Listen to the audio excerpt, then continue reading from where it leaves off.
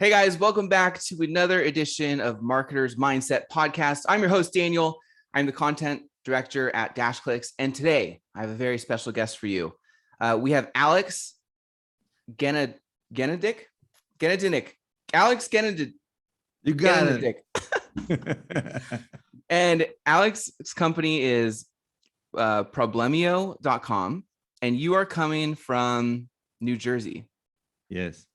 Wow. Thank you for joining. I'm excited that you're here. Let's jump right into it. So what is it that you actually do and how do you generate revenue? So today, the bulk of what I do is I'm a popular online instructor on Udemy. And I also help companies set up their own e-learning initiatives. Oh, so you're a teacher and you help people create their own courses? Exactly. So if you're some company X and you want to have courses, but you don't want to film or hire people, you can just get courses overnight because I have an extensive library. Wow. What year did you start your company?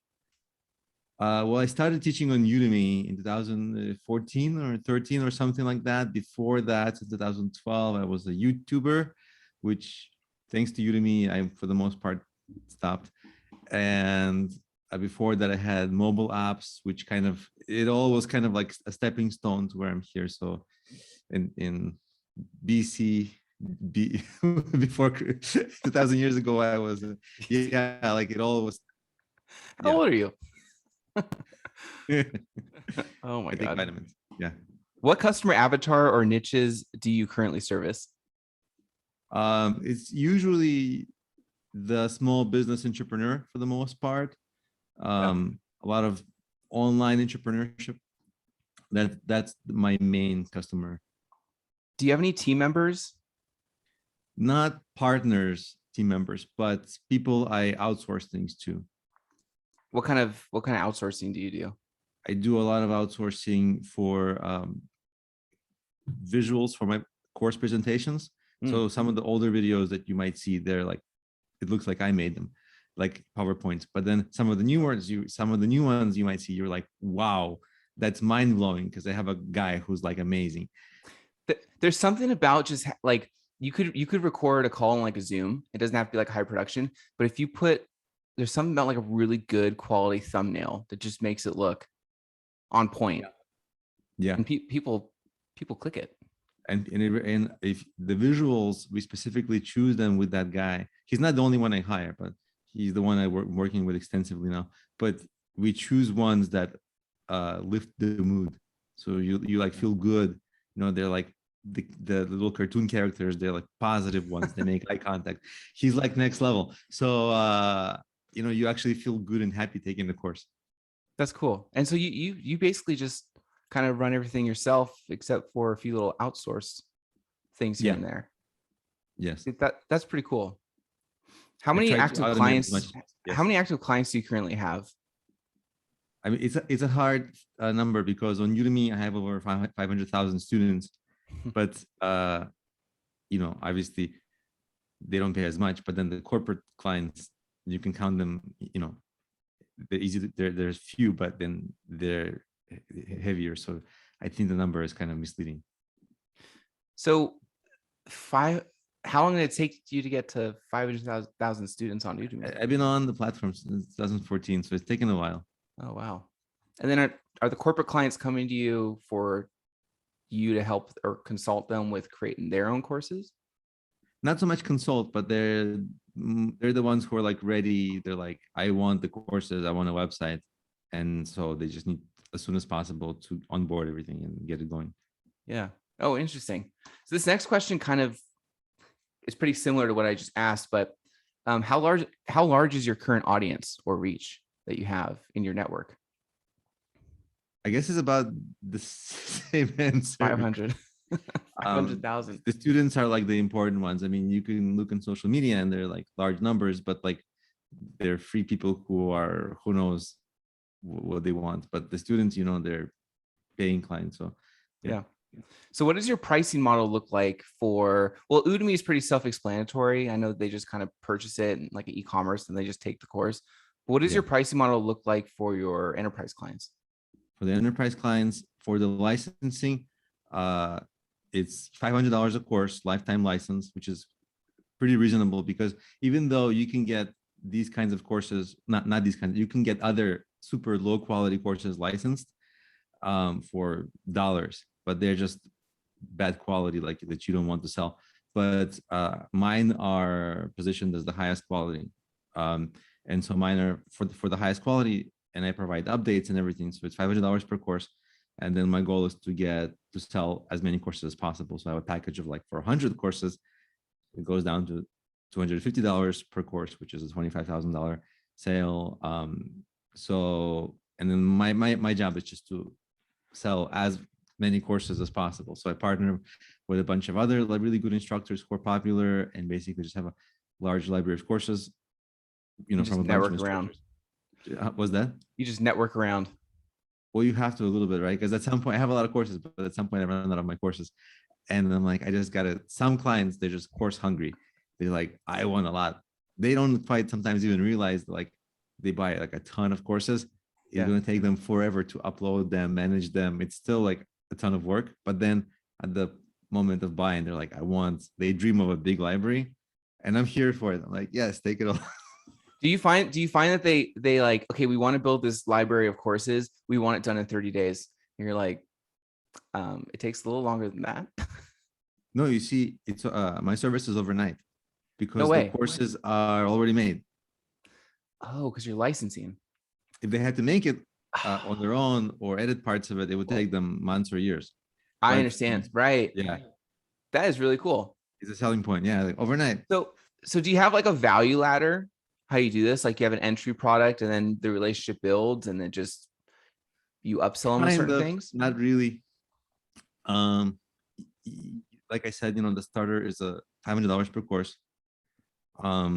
If I see that there's potential, really, I just get on a sales call with them, and just being on a sales call, I think I'm the only one in this industry who really, not the only one, but one of the very few people who do sales calls. And also I am the only one who does the sales call, and I'm a reputable instructor. So, there's that trust, right? You can get on sales calls with the sales staff, but it's not as good. But usually when I get on sales calls and it's a really good, high value potential client, they see, okay, this is the only guy to work with. So, okay, they just work with me. There is a lot of weight in when you, because usually coaching, coaching in general is generally a little more expensive, because you're kind of having someone dedicate their time to you. But I do feel like it is so satisfying as a customer when you go into some kind of course environment, whether it's fully automated or there's a part of like a coaching aspect to it, and you get to talk to the person that's the coach. It just adds so much, comfort. There's definitely no buyer's remorse at that point, but I think it just adds so much value to think like, oh, I get to talk to Alex. You're like, yeah, I thought you would have a sales team. I think it really adds such a good reputation on your end. Thank you. Yeah, I hope so. It seems that way. People respond well. Yeah. Yeah. Well, there's been times where I've talked to people doing the same thing, and on both ends actually. And they say it really is, it's unfortunate when they want us to pay so much money for something, but I'm only talking to a sales rep. Then they just throw me into a Facebook group where I don't talk to anyone of expertise at all. And most of the time they're bragging about their Lamborghinis and stuff like that. Yeah, it's not cool. I don't like that, because actually I think if people pay you money, it doesn't matter how much, but if people pay you money, they should get something good. Like you should treat them like as you would want to be treated, right? Not as, oh, they already paid, forget it. Yeah, exactly. So what's the biggest needle mover for you right now? Like what's the one thing that generates you the most revenue? I think I think in general, just improving courses, because I couldn't position them if I didn't say, hey, it's a top 1% courses or top 1% this, but really just improving. And it's not like improving in a vacuum. I've been improving them since 2014. I realized my courses are horrific, and I need to improve them. And then every year I'm like, okay, I improve them. And then every year it's like, nah, the improvement in last year wasn't enough, and they're still horrific. Yeah. And at some point, they got a certain level of quality, but they still need improvement. Like I'm still like literally after our call, I'm gonna go and improve the courses and work with the design guy and edit Yeah. audio. And there's all this kind of things I do, which actually I think maybe I'm not the most talented course creator probably, but I'm the most persistent one of the most persistent probably, because like a lot of the other course instructors, they make a course, they dump it, they never update it or rarely update it. Me, I'm kind of like always testing, always getting feedback. I'm always trying to make it, uh like I try to make it true that my courses are the best. When I don't just say that, I like work on it. Yeah. And that's great that you have that. Like, what do you find students care more about, like the quality of the production or the actual information? They care about the production, but they care more, even not information, but they care that they get a practical output at the end of the course. So let's say they came to some course and they want to learn affiliate marketing, and it doesn't matter how beautiful the course is, if they're still making zero money after the course compared to before the course, it's like if it hasn't moved the needle for them. Yeah. Or you uh spit them out more confused. Sometimes that happens, Yeah. because can't I can't control them, their students. And in some fields it's difficult. Like it's not like you're going to take a course and make money, so it takes time.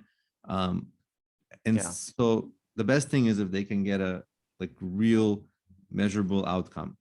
It doesn't always happen. In fact, it rarely happens, just because after one course you can't uh the next best thing is if they really learn and they feel like they really learned and they had some aha moments.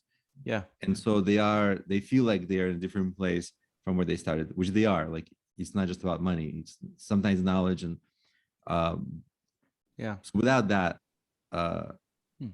courses would be kind of dead. So they have to deliver that first. But And also kind of generally yeah, more streamlined. I mean, even if yeah. it takes 30 days, that's still pretty quick to like go from not knowing anything to knowing Yes. majority something. So Yes. what kind of marketing strategies do you use to kind of start your conversations with potential clients?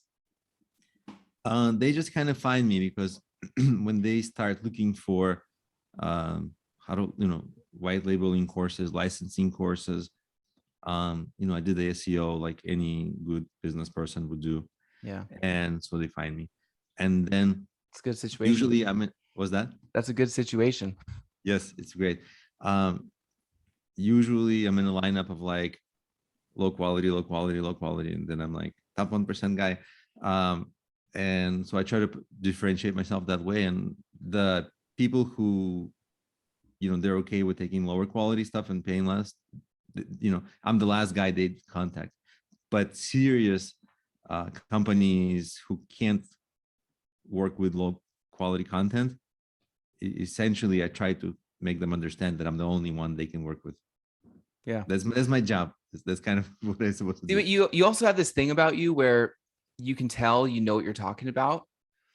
And it adds a lot of comfort. So I feel like when people chat with you, they kind of their resistance wall goes down, I would assume, and it kind of becomes like a collaboration effort. That's sort of what I like to do in my calls. Is I always want to like disarm things and remove the wall and just be like, we don't know if you can help you yet. Let's just figure it out. But pretty much, I guarantee we can get there, and it becomes more of like a collaboration. Yeah, thanks for saying that. I never know how I come across, but I think I try to come across as real, like genuine human. Yeah. And yeah. That's cool. What's the most successful automation you use in your business? Well, it's really this thing because the SEO is automated. It's the only real work I have to do is get on a call, and then when they buy, like sometimes a big sale, all I have to do is just share my Dropbox folder. Hate you. It's so easy. So I love it. That's ridiculous. Okay. Ridiculous. I'm going to give you the award for best automation. That's literally the most simple thing I've ever heard. Seriously, I really love this. You're like, okay, you're just like hanging out at the beach somewhere, drinking a margarita, and you're like, okay, I'll send it over. Oh my God. Pretty kind. It's not exactly like that because I have to test and make sure that because I update so many of the videos that they get the latest, and sometimes it's a lot of pain in uploading. Oh, sure. So the dream is what I described.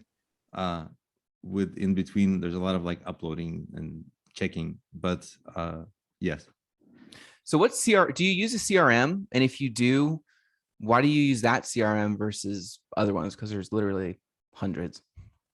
CRM in terms of like So like if you get an inbound lead of some sort, yeah. you track them some way, like in a database, so you can, I got to call Jim this week, or they're at this stage of the sales process, or Somehow, a spreadsheet. this would be good practice. Never needed it because I have like relatively few. The corporate clients are relatively few.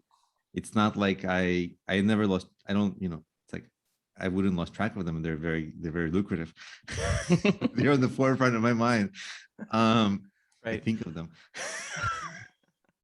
But you don't have hundreds of leads. It's like you kind of get a few inbounds that are serious, and you're maybe just managing a relationship with. It's only the serious ones. I'm not like spray and pray. Like maybe Joe will reply, and maybe I'll talk to him for many emails, and like no. You're like a chillpreneur. I guess so. I mean, I think this has to be a mixture, right? You have to be a little bit intense, otherwise you just I don't care. Yeah. Well, normally it's the reverse of that. Normally what's more typical is kind of like we have a CRM full of all these leads we're managing. We're putting them through a process. We are following up. We are pitching. We're closing, convincing.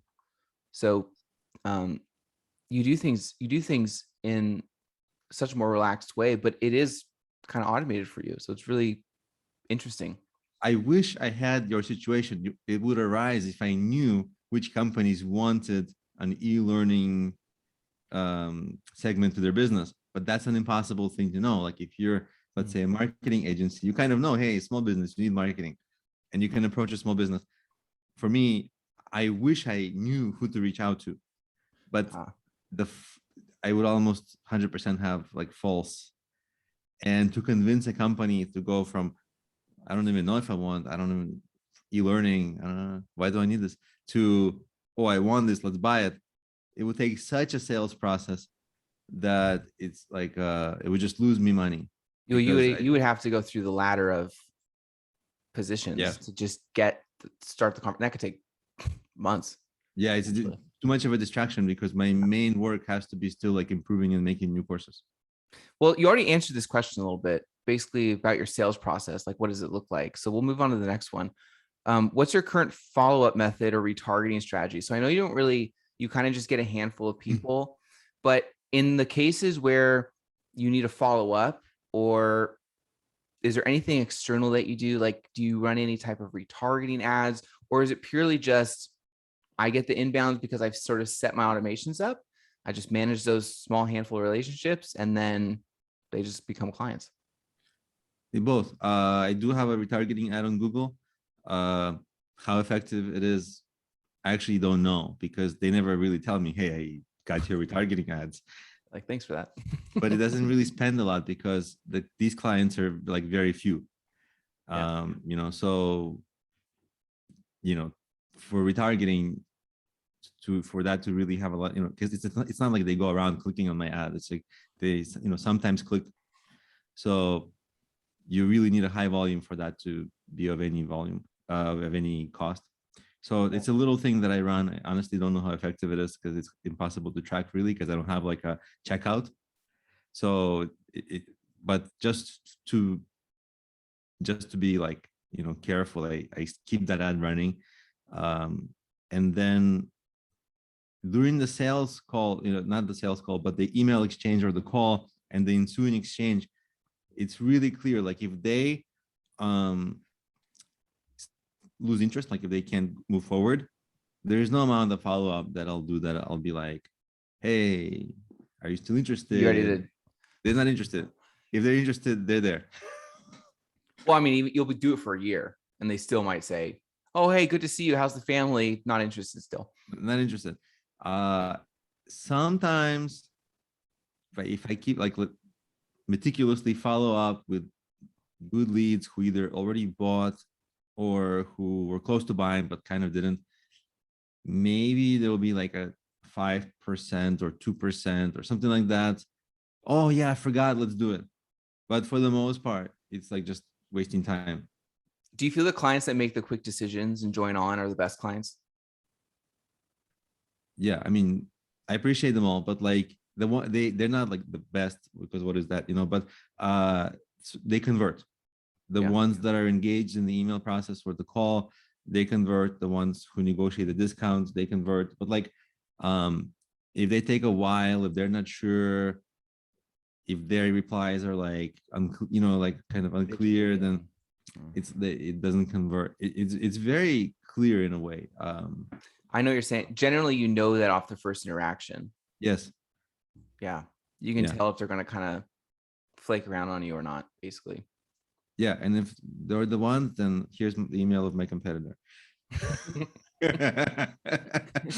like, referral fee. Make a referral. Yeah. Oh my gosh. Okay. I got some beefy questions for you. Uh-oh. Are you ready? Yeah. How much revenue has your company generated in the past 12 months? Like around 500,000, probably. That's decent. That's good. Yeah. Now, in the next 12 months, what's kind of a realistic revenue goal you want to hit? Somewhere around that, just a little higher.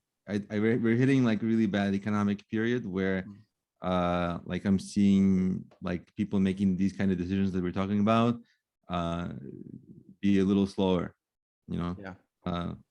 That's understandable. Yeah. I know. Now, if you in order to hit those, let's just say you were planning to go a little bit higher than what you're doing now, what's like the number one thing you'd have to change to achieve that? And that might be besides the economic thing. Yeah. Yeah. And I think the comps are bad this year because last year everybody was home because of COVID still. This year, everybody's like, no more home, I'm out. So they were taking courses, right? The course business was really great for COVID, but then now they're out. So it's bad for me. So for e-learning, the comps are bad year over year. So it's just the industry thing. I think for me, it's like, patience, staying with it, improve the courses, maybe not in the licensing because I can't manufacture more than there is demand. What I can do is offer more courses, sell better, which kind of has been happening just because I've gotten more and more experience. But I think even the revenue jump for me may be actually directly on Udemy. If I, on Udemy, if you're in a niche and if you're in a number one versus a number two, and it's any kind of a good niche, it's quite disproportional, the revenue. So for me, it's more like, now is the time for me to make better, improve the courses to make them not just a little better, but like head and shoulders above better than my competitors. And then it takes a while to propagate through their algorithms and all this. And then the course starts catching up to the competitors. And then all of a sudden, if I succeed at doing well in a couple of extra niches, so suddenly it's significant. But it's not easy because the other instructors aren't sleeping either. And Udemy's algorithms don't tend to be self-reinforcing. So if you're already number one, it's really hard to dethrone the number one because they just promoted more. And so that one has more of everything, more sales, more reviews. So it's hard, but that would be probably while the global finances are a total mess and there are wars and everything, just have to kind of put your head down and work, improve courses. So it's kind of like quality progress, even if it's one step at a time, long-term versus short-term. Yeah, because at the end of the day, I have to improve my offering, improve the product. Yeah. Plus, as you deal with more customers, get more experience, and you already have extensive experience, but you just get those little extra nuggets moving along. You can kind of put that into your offer and it makes it stronger. Yeah, and I think also and I think part of that is just crossing the T's and dotting the I's on your my sales conversion. So because there are few but valuable clients, I really got to get them to email me or call me or something, right? I can't have them come to my site and it's slow, or I can't have them come to my site and there's a like something is a little confusing, just confusing enough for them to move on. Well, see, I see kind of the strategy now of why you only focus on a handful, because you can give more effort into each one versus it being spread thin, because each one is so valuable for your business.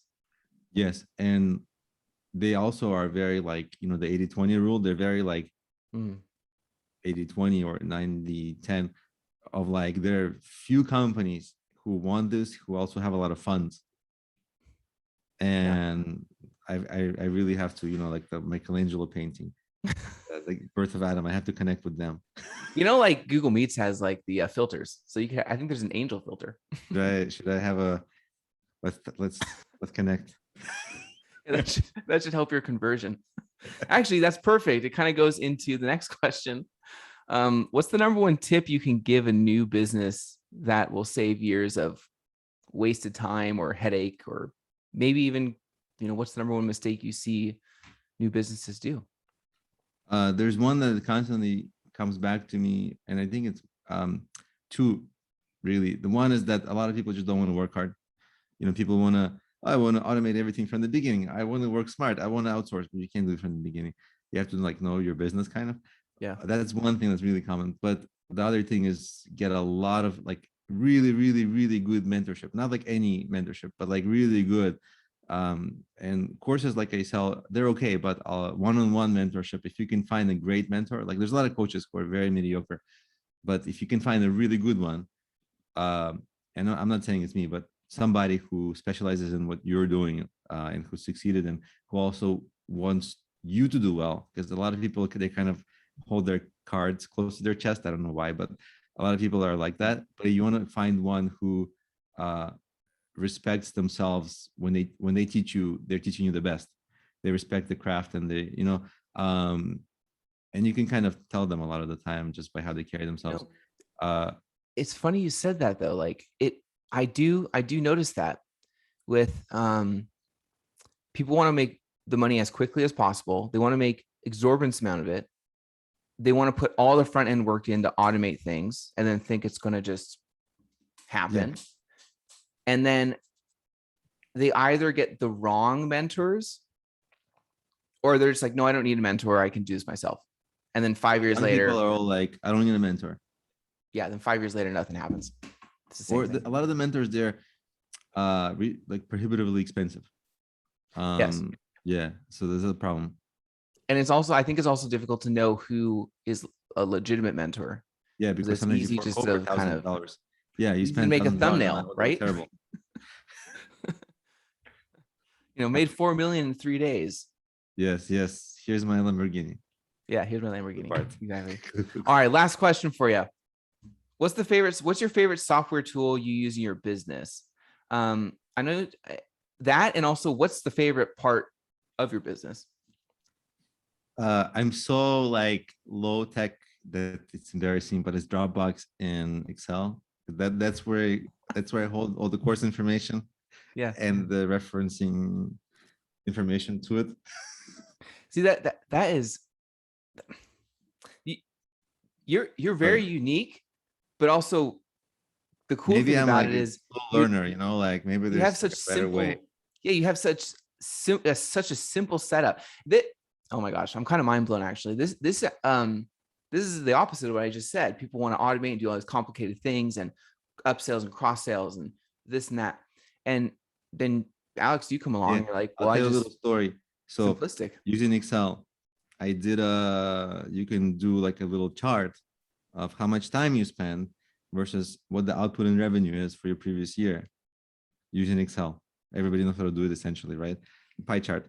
And I saw, most like, and I had this problem of like, people recommend you, you should have multiple passive income streams, right? Yeah. And I have that. I have affiliate marketing. I sell books on Amazon. I sell other stuff on Amazon. I sell other stuff on my own website. I sell coaching. It's like I can keep going, right? YouTube, I can keep going. But what it ended up happening just visually, because you can make a visual representation, is that all those things were tiny, tiny slivers. They were gigantic pies of like, here's the licensing. Yeah. It's a gigantic pie. It takes 1 hour. Here's the courses. It takes a while to make them, but okay, it's another gigantic pie. I'm like, okay, cut everything else or devote like, 2% of my time to everything else just to upkeep it. Yeah. Let's focus on this. And that's where the simplicity came from, is actually looking back at your business and being like, this works. And also it works without taking my time. You figured out what moves your money needle the quickest with the least amount of effort. The Dwayne The Rock Johnson said something like that. He's like, the reason why you don't make any, I'm gonna botch this, don't quote me on it, but it was something like the reason why you don't make progress is because you're focusing on too many things. And if you just focus in on one thing that makes the most progress, you'll really. This is exactly the principle. This is the number one principle in productivity almost. I also teach productivity, obviously. Oh, there you go. Right. So maybe my way is not the only way, because obviously I miss out on all the tools and blah, blah, blah. But yes, focus on people actually say, the 80-20 rule. So the obvious example is take 10 things you're working on, take out 8 of the least effective ones. Right. And you probably will have better results if you take out 8 of them, because you'll have more time for the others. The challenge with this is, how do you actually know? Sometimes it's really hard to tell which of the 8 are going to be in the future less. It's a challenge. But having looked back, in the little pie chart that I did, was a little bit indicative, hey, this is already working. Yeah. So it's not the only way to go, but sort of that's what I did. Well, I'm impressed with the simplicity of it, because I was like, I got to get this system, got to get that, got to get this. Now, those are great, but you're right. You do have to kind of know your business and what you need to set up in order to automate it. But that is noble of you. Excel and Dropbox. I mean, Excel is boring, cool. Right? Yeah, but I mean, it's been around forever. Not a fun answer. It works though, but it works. Anyways, listen, thank you so much for coming on, Alex. Again, I have Alex. Nobody knows how to pronounce his last name. Genedinik. Weird last name. Nobody knows to pronounce it. You got it right. It's fine. It's the effort that, owner of Problemio. I can't talk today. .com. All these names are horrible. Coming in from New Jersey. Again, Alex, thank you for coming on. I had a really good time with you. You really dropped a lot of knowledge. I'm still impressed, and I'm going to take this to the bank with the simplicity. Goes really a long way. So thanks again, and I hope we can do this in the future. Thank you, and thank you for having me on. I appreciate it. You're welcome. Talk to you soon.